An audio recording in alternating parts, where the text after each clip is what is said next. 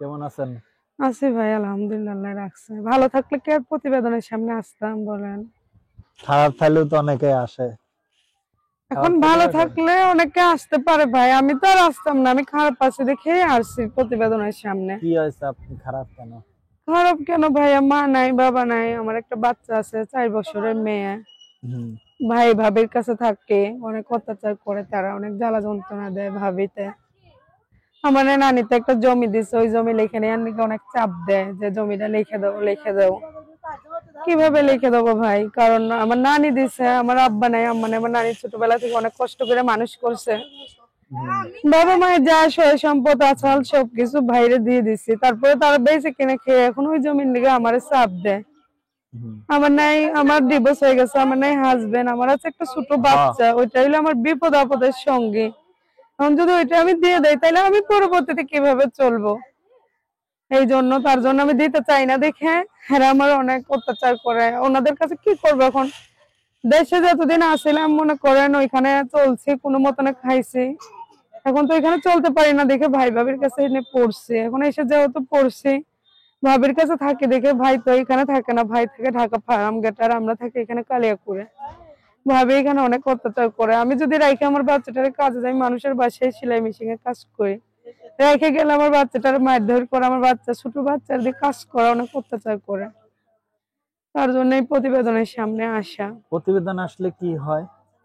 প্রতিবেদন আসলে কি হয় ওইটা তো জানি না। এখন আসছে অনেক কষ্টে পড়ে, যাতে একটা ভালো মানুষ যদি পাই, তার বয়স একটু বেশি হোক সমস্যা নাই, সে যদি আমার এই কষ্টের দিনে দুঃখের দিনে আমার বাচ্চাটা নিয়ে আপন করে নিয়ে আমার পাশে থাকে, তাইলে আমি সারা জীবন তার পাশে থাকবো।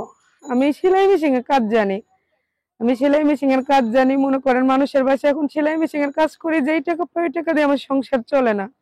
আমি চাই আমার কেউ পাশে থেকে আমার একটা সেলাই মেশিন দিলে, যাতে আমার বাচ্চাটা নিয়ে আমি একটা বাসা ভাড়া করে নিয়ে চলতে পারি, খাইতে পারি। এই কারণে প্রতিবেদনের সামনে আসা, যদি একটু ভালো মানুষ আল্লাহ মিলায় আর কি, তার জন্য। আপনার নাম কি? আমার নাম বিথি। বিখ্যাত। দেশের বাড়ি কই?